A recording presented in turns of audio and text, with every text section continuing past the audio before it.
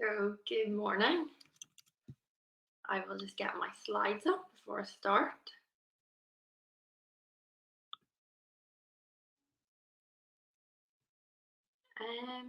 Start in a little minute, but yes, there's some more people joining now, so we can get started. So my name is Jemma, and my presentation today will hopefully be quite a practical one. I've worked for See.Sense for 6 or 7 years now. Growing up from a really small company. There was 2 or 3 of us, and now there is about 12 or 13 team members, and just growing our brand. So I'm hoping it's quite a practical session, and hopefully you can take something back to the office or at home from the presentation. So I will get started now. So yeah, first slide, our online story. Thanks to Digital Marketing Europe for having us. And I am Jemma, and I work for See.Sense, and I'm our marketing lead. See.Sense, we are a cycling technology and data company based in Belfast, in Northern Ireland. And we manufacture our own intelligent bicycle lights here in the UK. We range of lights now and cycling accessories as well. We are a team of around 12. We all love cycling. I joined the company when there was about 2 or 3 of us, and now we've grown to like a full team today. So it's been great to sort of grow with the company as well. Our products, so we manufacture award-winning bike lights that give cyclists more visibility on their rides, and we also feed back information to different city councils on the cyclists' activity and see how we can help there. So we would work with a number of different cities as well, and our products are both the official bike light supplier to British Cycling and Cycling Ireland, so that's something we're quite proud of as well. Sales channels, we are mostly direct, and we would do a bit on Amazon, and we would also have a number of different cycle distributors as well. That Sigma Sport is based in Spain. So we do get the best of both, which is great. Getting that direct and then having that distributor relationship as well. And then in-house, so we do like to pride ourselves that we have a team of, we have a design team, we have a tech team, creating our working the algorithms from our sensor technology and our lights. So our lights are looking for any changes in the cyclist's activity and reacting to that. So at times when you really need to be visible, so at roundabouts, road junctions, approaching car headlights, our lights will flash brighter and faster just to keep you extra visible. And all that work is completely designed in-house and marketed as well.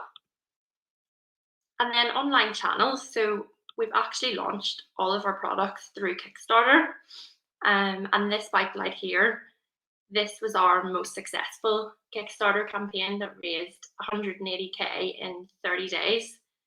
And that was the ACE campaign. We have had 6 successful Kickstarter campaigns. And all the audiences that we've built from each campaign have been completely invaluable to us. And that's a community that we would go back to and that we feel is quite a strong community. Our website, we just run on Shopify, which makes it super easy for a team of designers and marketers to work together as well. So all in-house as well. Running the Kickstarter campaigns do get quite a buzz in the 30 days because it's always in the first 24 hours, like you'll know how that campaign is going to go, and we have been sort of lucky enough that each one has hit its goal in the first sort of few hours, few days as well. Again, email would be massive.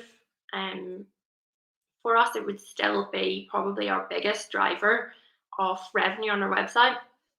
So we would work all year round to grow that mailing list, to grow our subscribers, and then keep them for big launches, for example, the Kickstarter campaigns.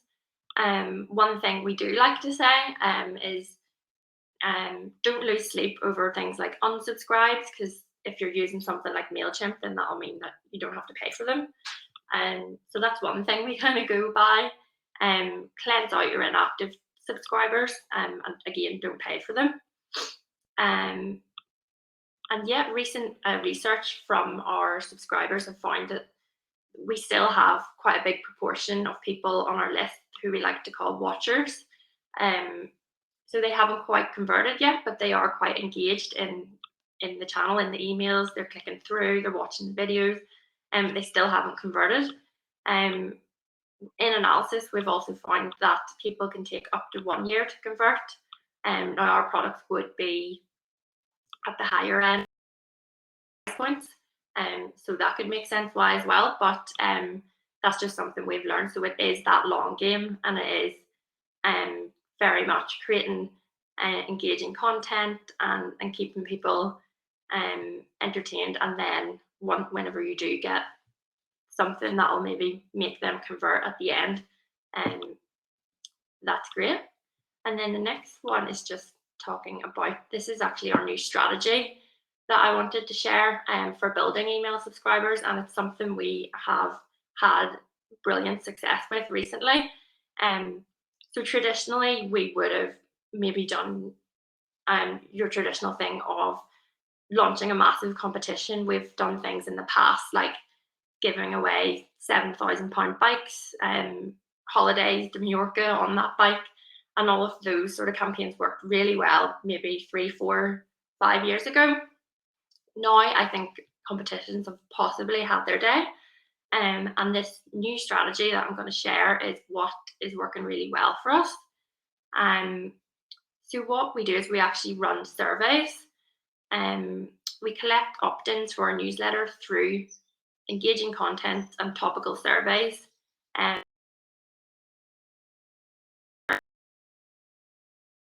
SurveyMonkey, when you set it up with Stripe payments.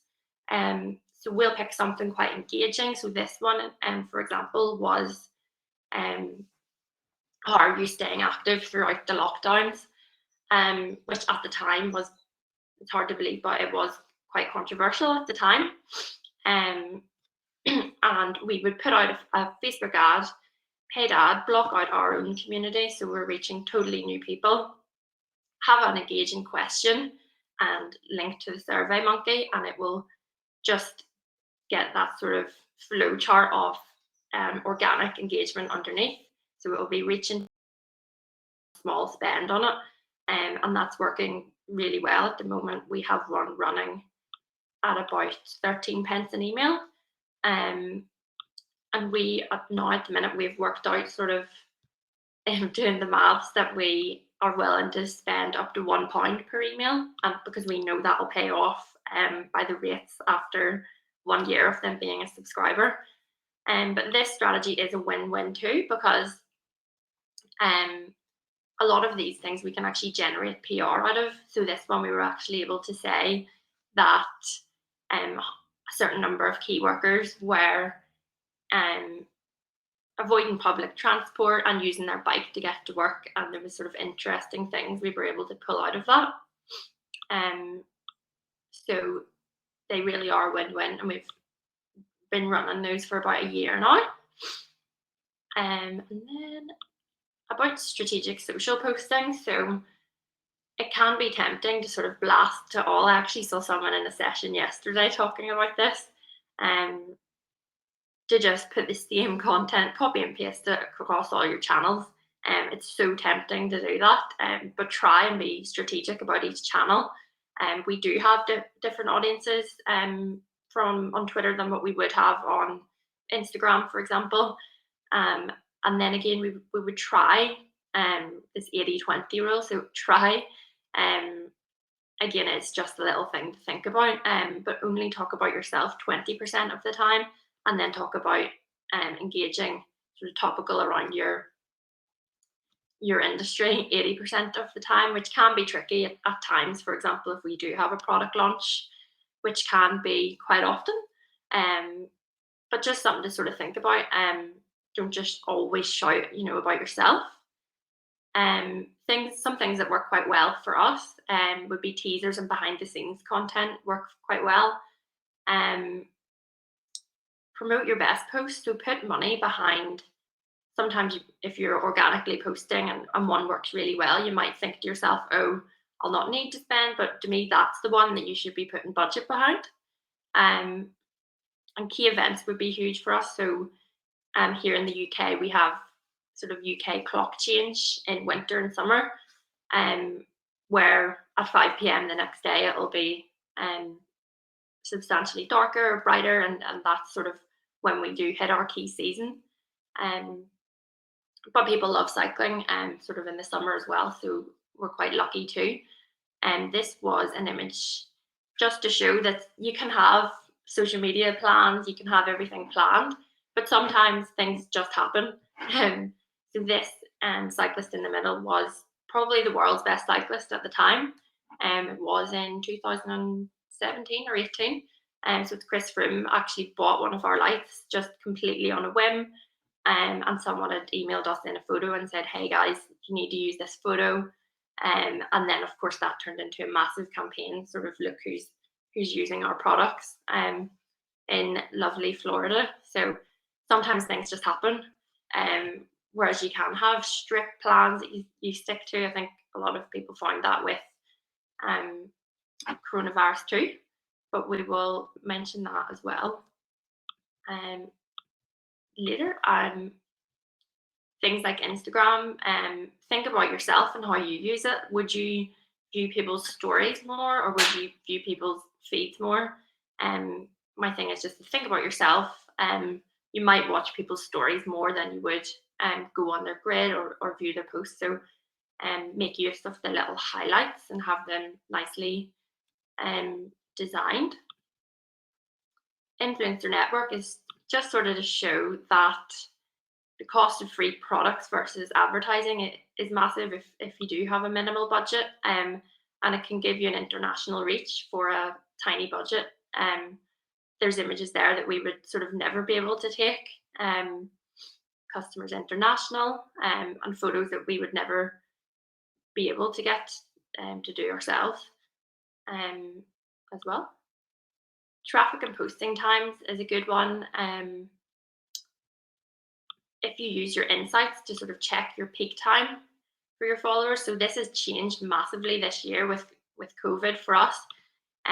People maybe before would have been on social during their commute, maybe on the train. That's totally changed for us now. So we would have been before maybe 8 in the morning, 7 or 8. Now we are our peak actually for our customers. Again, and then if you are using MailChimp, you can use the send time optimization, which we have been testing.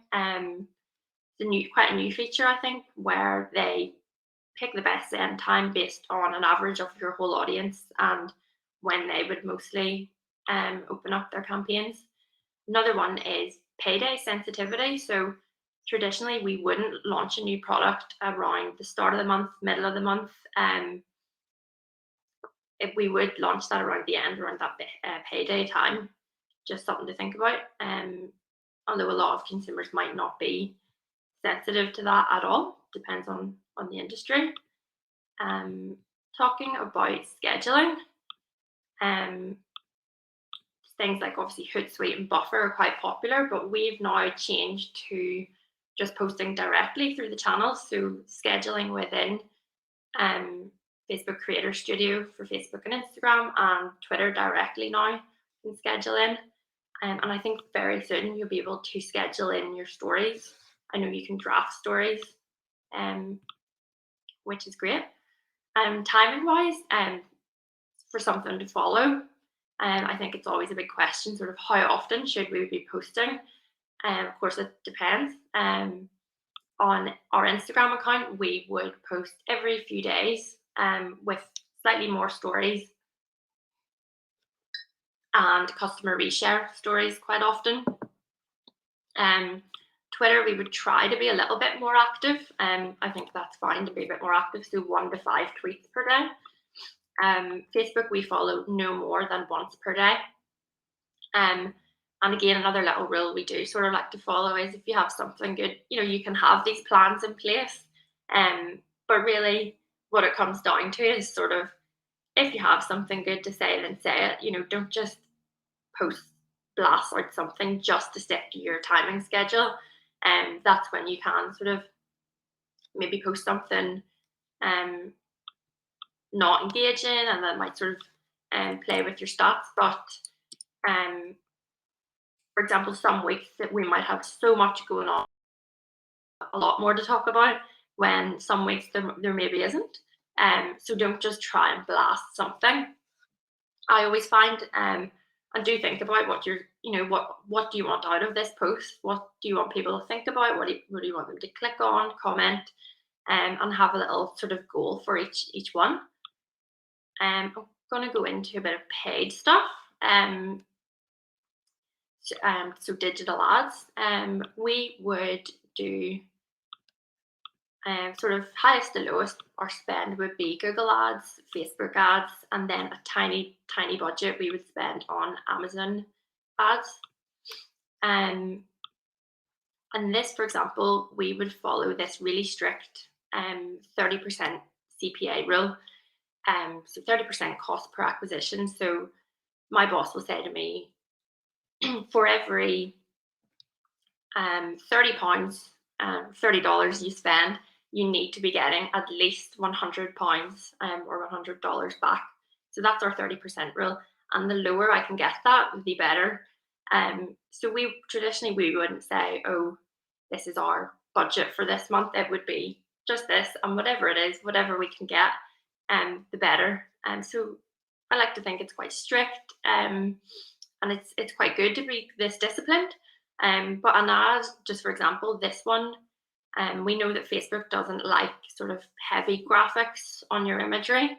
So this was a little London ad targeting cyclists in London, and this very thin line graphic, and this worked offline.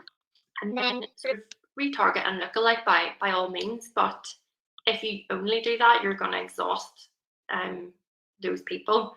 And so you have to always be growing and driving new traffic. Like for example, in the subscriber part I talked about there as well. And obviously iOS 14 changes has meant massive changes for retargeting. But I think a lot of people are going sort of the lookalike route when rethinking about retargeting now as well. So that's a little small section on paid. Next up, I'm going to talk about, so we like to, completely depends on your brand, but we like to think we follow some quite quirky campaigns, and we like to try and be a little bit different. So this was a campaign where a customer had asked us, hey, your mounts for your products look a little small, like, are my bike lights going to stay on? I cycle over a lot of potholes and cobbles maybe. So this was one where we threw a bike off a roof. So we actually got permission. We asked our office providers, we're going to throw a bike off the roof here. Do you mind? And then they were like, yeah, no worries. So this was good fun. So we put a GoPro on the bike. We put a drone up. I think we had a camera at the bottom, so we got a good few different angles. And this was all in-house, literally just did this ourselves. This bike was actually our crash testing bike. So it was fine to throw it off the roof. It wasn't going to a waste. So we threw the bike off and got it all filmed. And in the end, it was such a raw video because we were all cheering at the top of the roof there because the product had stayed on the bike. The GoPro had actually fallen off the bike, and then our product had stayed on, and you could fully capture that in the video. So the GoPro just came flying off, and we had the footage of that. And yeah, we were all cheering at the top. So that one was quite successful, with customers then going, "Oh, hey, I'm going to buy this now." Maybe if they were mountain biking or off road, or that sort of um, covered that pain point for them. But yeah, we've done different sort of quirky campaigns, things like a series of, or even our DHL driver, we did a little series of him. People loved that. Um, we would have done no show deals, so obviously a lot of trade shows would have been huge for us and cancelled. Um, Things like there was actually a fire in one of our Amazon warehouses, um, where products had got packaging only, it got slightly damaged. Um, we turned that into a whole campaign. We said, look, these lights need a home. They've got slightly, they were slightly, the outer packaging was slightly damaged, and turned that into a whole campaign. And people just thought, discounted them slightly, and people just thought they were getting an absolute steal, which was really good too. And so that was a nice little campaign as well. More customer content, again, just talking about images. We would never be able, based in Belfast, we would never be able to send a team out to, I think that was Japan on the left, and possibly Switzerland on the right. It would just cost too much money for photography. So, and our customers love to share it with us. So it's an easy one there. And then I didn't want to do a presentation on our company, cycling company, and not talk about lockdown and the cycling boom. So we have been in a very lucky industry. Last year we saw the nation in the lockdown get on their bikes. It was almost impossible to get an entry level bike, get a new bike, get a kid's bike. It was almost impossible. And again, every marketing plan changed. But it was great to see so many people getting out on their bikes. Older people, younger people, people, maybe key workers getting to work on their bikes, wanting to avoid public transport as well. So great to see. But yes, every marketing plan changed sort of this time last year or slightly before. And we're really grateful to be in a really thriving industry. We were able to sort of this, it was nearly even by chance that we were launching new sort of softer accessory cycling products that went really well in obviously the cycling boom. We do see that happening again this summer. Cities put up temporary bike lanes in cities, which was amazing to see. So as soon as we were allowed to, we were out in our temp cycle lanes, cycling in them, taking photos. And we've been able to be sort of quite reactive as well.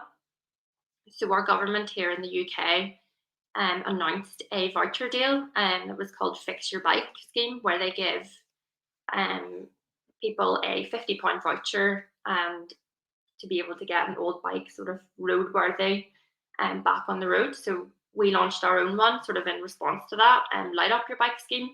And that's just another example of being really reactive, and it worked really well. There were challenges. Obviously, trade shows would have been huge for us.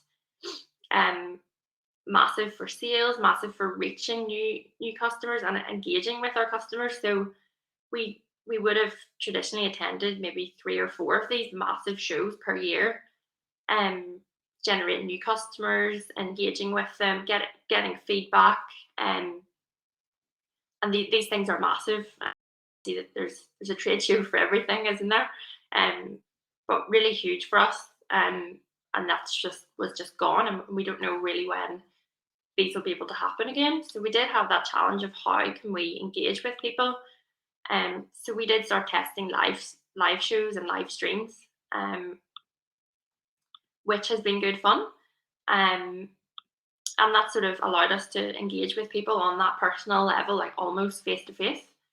And we did find that reach and engagement was sort of through the roof. So we were reaching a lot more news feeds on average, and getting a lot more video views in total,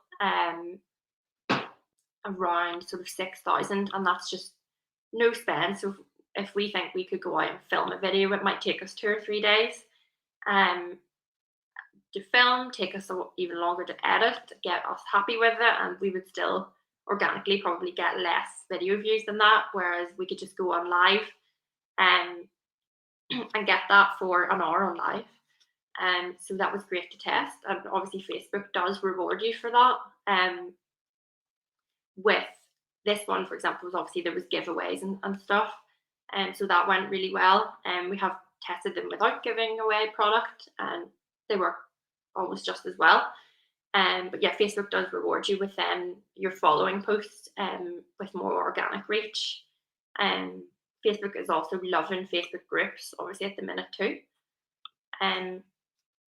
Live stream setup, just showing you can do it really basic. So literally a ring light.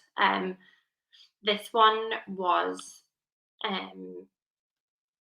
just showing you don't need much to get set up. A ring light, an iPhone phone, and a little bit of something interesting sort of set up in the background. However, we don't just go live. I would plan a little agenda before, and I am finding the more sort of prepared you are, maybe the better, and be prepared for any questions you might get. Just anticipate. So all going really well, really well, and then just to show they don't always go to plan. So this one, for example, was our first live stream, and we were announcing a new product, revealing a new bike light product. We had especially got in these really expensive prototypes to reveal to the people on live, and of course I dropped it smash on the floor, so you can see it's mid-air there. Dropped it, of course, but it's just showing they don't always go to plan, but it was nearly the best thing that could have happened. Comments were going through the roof. Engagement was through the roof because then the product was still working. So everyone was like, "Wow, this is still working. I'm going to buy this now." And it was just so funny, but just showing they don't always go to plan. But that's what people like to see. So that is what it is with live, isn't it? So, with last year too, we did a little bit of testing, non-digital. So non-digital, we would do maybe the odd magazine, and billboard, and that would really be it. But then we could follow up with a post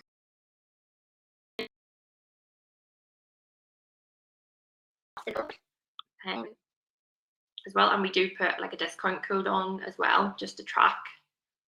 But we Photoshop them out for using them in the imagery, so that when we're tracking that code, it is accurately tracked. And one that's been really big this year, 2021, is personalized email. And we're actually finding a 70% open rate from these. And we see this getting even bigger for us. And it is literally just using MailChimp Mail Merge. Our lights collect sort of different insights from customers. So things like how many times their light reacted at roundabouts, road junctions. We're tracking how far they've cycled and how many flat whites or bananas they've burned. And then at the end of the month, which reminds me, we're coming up to the end of the month now again, we send them a little email based on their ride stats. Yeah, these are getting 70% open rates, and lots of social shares as well. So again, that's all about them giving something unique back to them as well. So that's going really well too. Lockdown photography. Traditionally, we would have spent a fair bit of time and money ourselves. We really wanted London photography, but it was just impossible for us to go over and do that. So we were able to actually reach out to a customer who did this for us. Was a photographer, and he understood our products, and he understood how they worked, how they got mounted, and he had that photography side too. So it was just another win-win, and again, something we wouldn't be able to do ourselves as well. So it's a good relationship as well, to get this sort of photography. Bright Friday. So yes, the Black Friday 2020 was record breaking, and it's just even to show you don't need to have a photographer. So I think that photo was taken in my back garden, and it was a real record breaking sort of Black Friday, Bright Friday. And we were able to have this fully automated. I think we took the weekend off, just sort of set it live, and then came back on Monday. So that was great. Um, to cover a little bit of SEO, we like to think about a rent and buy mix. So to me, sort of your paid efforts and your unpaid efforts work together. So it's not just, you know, who has the biggest budget, but it is that mix. So to me, buying ads is like renting your space at the top of Google, and having your good quality SEO, blog posts, alt tags, optimized image sizes, that is buying your space at the top of Google, or we like to think of it that way. But things like educational content that people are genuinely searching for. So if you have a look on Google Trends, if you find something and the people are actually searching for it, then you're onto a winner, to write sort of your content around there. Another thing even to think about is blog posts for Google. So you might think, oh, I need to write another blog post, but and it has to be, perfect, really well. A lot of people are now just writing blog posts for Google to read, not for your community to read. So if you think about it sort of that way, and when writing different blog posts, it's just a different sort of way to think about it. PR is obviously huge, to get backlinks, so sending out products to journalists, that would be massive, for us as well. And then this little one, our quiz,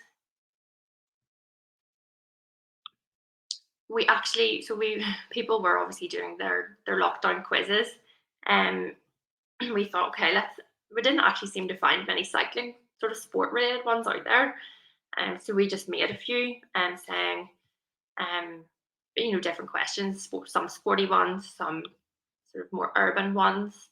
And then recently we just discovered that these are still getting up to 600 new web visitors, new people per month joining your website just because they were looking for quizzes. So thought that was a good one to share. And then yes, so really the only certain really is change sort of when thinking about social media. Things like them testing, removing likes. So we will need to genuinely engage with followers more, and spark engagement with your posts. Ask questions. Think about what you want to get out of them. Try and be quite. One of the sessions yesterday, someone was saying about blasting out dull channels and images not being sized properly for stories and stuff, and how he just switches off as soon as he sees something shrunk for an Instagram story. So we would follow an always up to date guide for image sizes with our design team.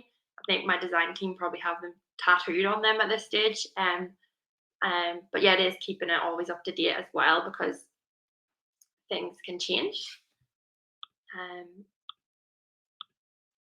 as well. So that's what we would follow. Keeps your channels consistent, and your images will display correctly on mobile.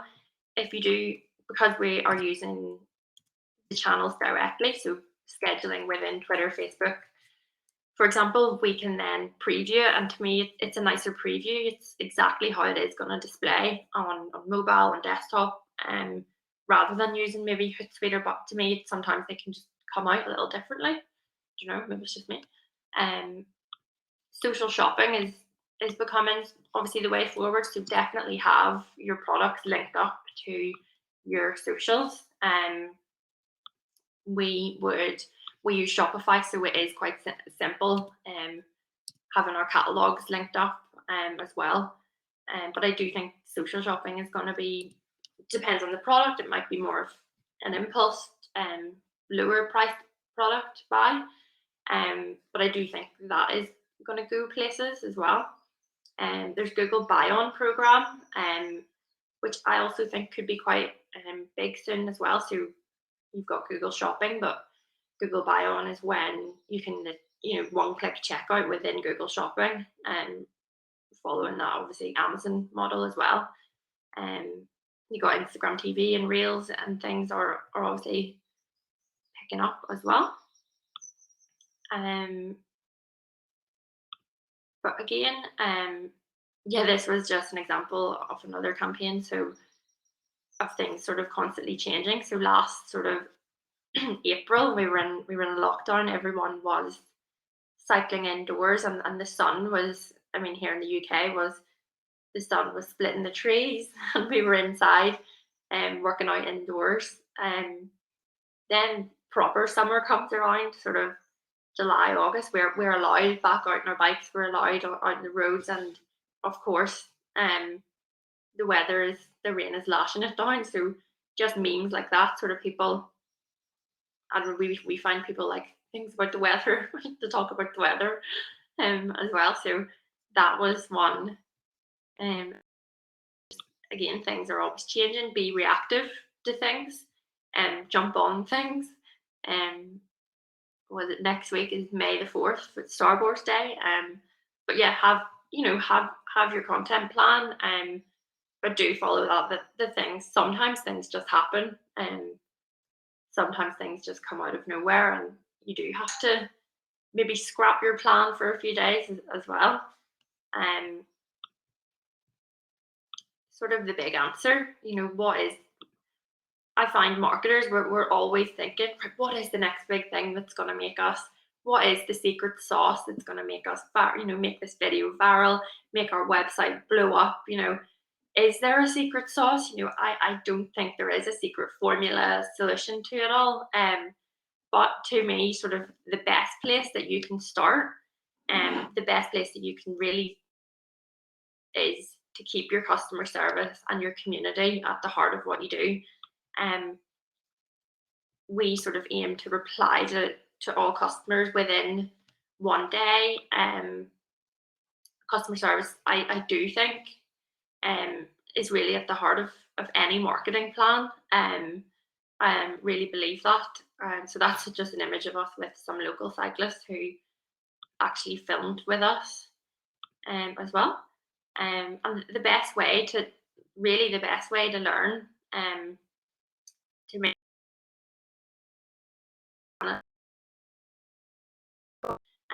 best way to learn is really to try. We have made mistakes.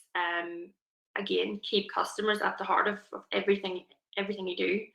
Um, and again, like, even things as simple as reply to your inbox before blasting out your social posts. If they see that you're posting but you haven't got back to them, even simple things as simple as that, to me is just really important. So yeah, go for it. Keep a weekly report. We would do sort of your standard KPI report, which would probably take me maybe half an hour a week. We have automated things, but again, is there a better way than just going back to the last week, keeping a little note on it, and then at the top of your sort of KPI report, just note, was there anything different about that week, and then I will just note. It's even just a report, for myself, and then if there is a week where something is brilliant, I'm thinking, right, how can we replicate this? If a campaign does go really well, it is just, how can we replicate this, in a different, wrapped up in a different campaign. But definitely, to me, this big answer, is live streams. The next big answer is, massive competitions. Is, to me, it's not. It is your customer, and understanding your customer, and treating them, so well, as best as you can, and giving them what you want. A lot of every product we have released has been completely based on customer feedback. Focus groups whenever we can, are great, and surveys. I've mentioned a few of the surveys we run again in here as well, and seeing that bigger picture, that greater good, for your community as well, is massive. And then just top takeaways and tools. So like, I hope the presentation has been a practical one. I always like to think, I have hopefully given away, some of the things that really work for us. And, hopefully in your industry, you can take something home and take something back to the office from it. But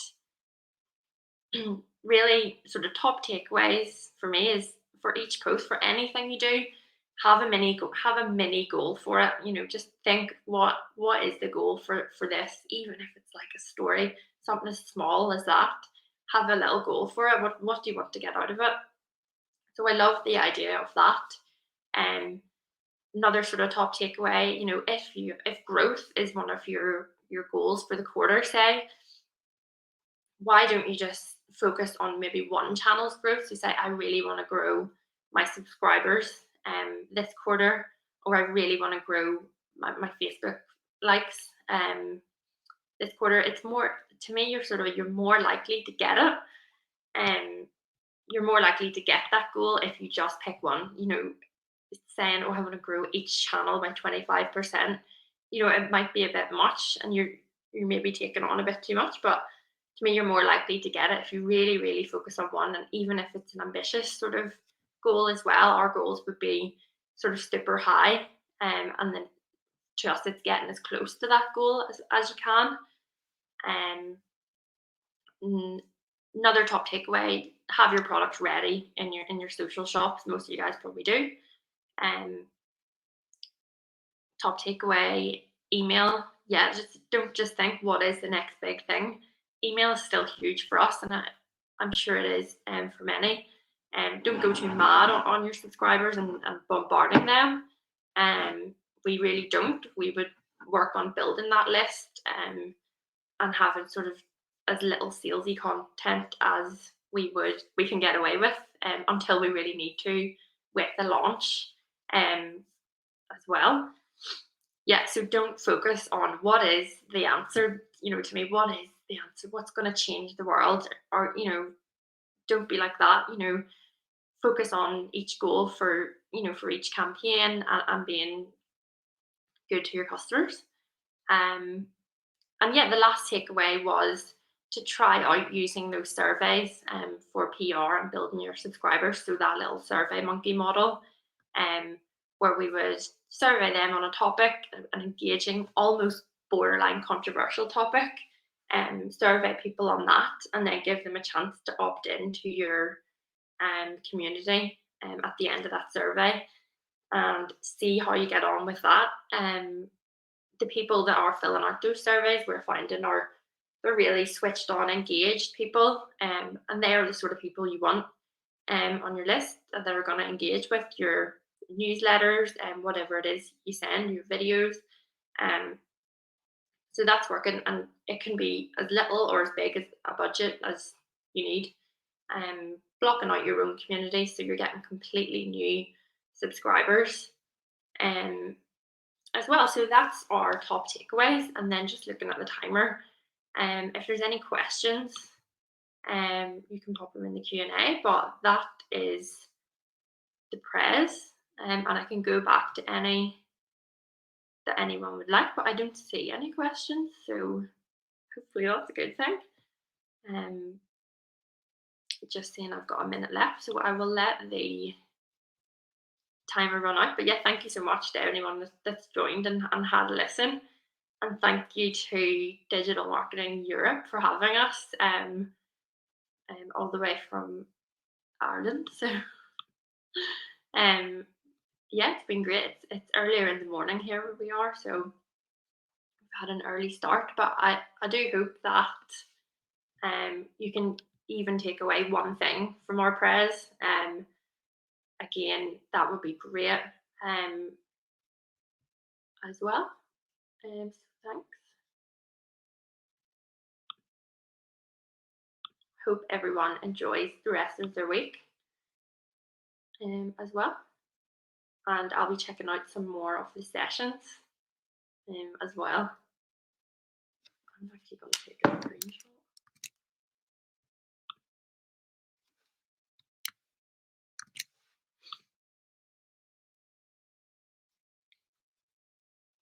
We will